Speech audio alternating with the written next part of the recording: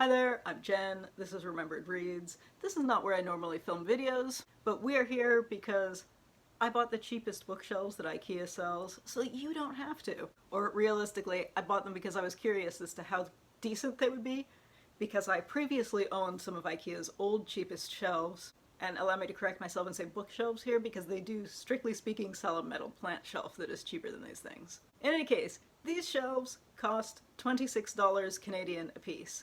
Now, your local form of currency may vary. 26 Canadian dollars is, of course, 27-ish Australian dollars. It's about 19 euro, about 16 pounds. What, about 1,400 Indian rupees, about 300 South African rand. I don't know. Name your own currency, you can look that up.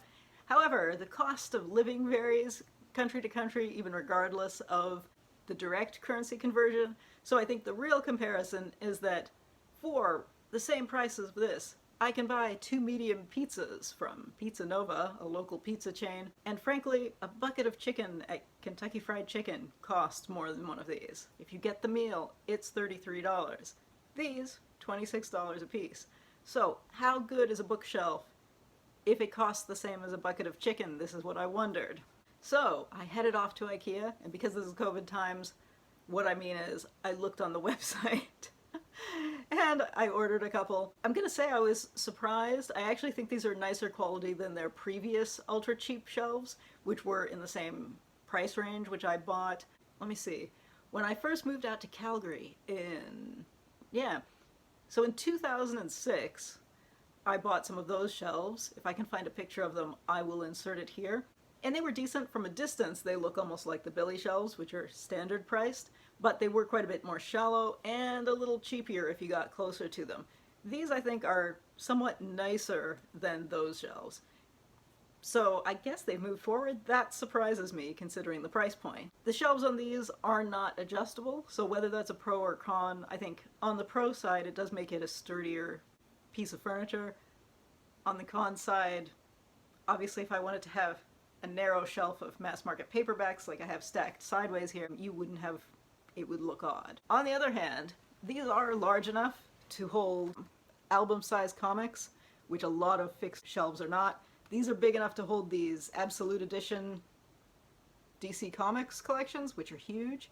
So that's a definite pro. In terms of ease of assembly, these shelves did take more than the Allen key. I did have to own 2 different types of screwdriver to put these together. And I think because one of the selling features of IKEA furniture is that you put everything together with an Allen key. I suppose that's a bit of a negative because it does assume that you have more equipment, which frankly is odd for a low price item, because I think you do imagine that the people buying the lowest price items may well be people who don't own a bunch of tools. I will say in general, I think these are actually nicer looking shelves if you are at a distance and not too close to them than my actual industrial shelf that I normally film in front of, which is solid wood, unlike these veneered particle board beasts. And, you know, it's a sturdier piece of furniture, but I think these look, from a distance, slightly nicer. So, in summary, I do think these are worth the $26, especially considering that they're the same price as buying 2 medium pizzas. Yeah, if I could have a shelf or a bucket of chicken, I will take the shelf.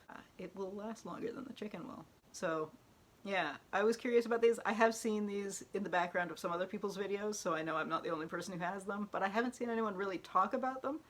And I do see so many, usually when I see people talking about their shelves, it's antique store finds, or they got them custom spray painted in some fancy color. And like, yeah, that's nice. Mine cost less than a bucket of chicken, so. Anyway, yeah, I was curious about these shelves before I bought them, so that's why I'm making this video.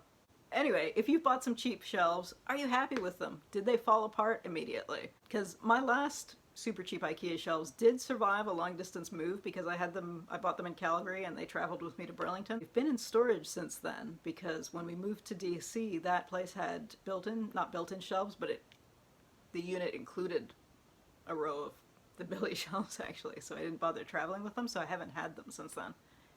I wonder if they've survived. Someday, I will get that stuff back out of storage, and that can be the subject of another cheap shelf video. In any case, if you've bought these too, I'd love to hear.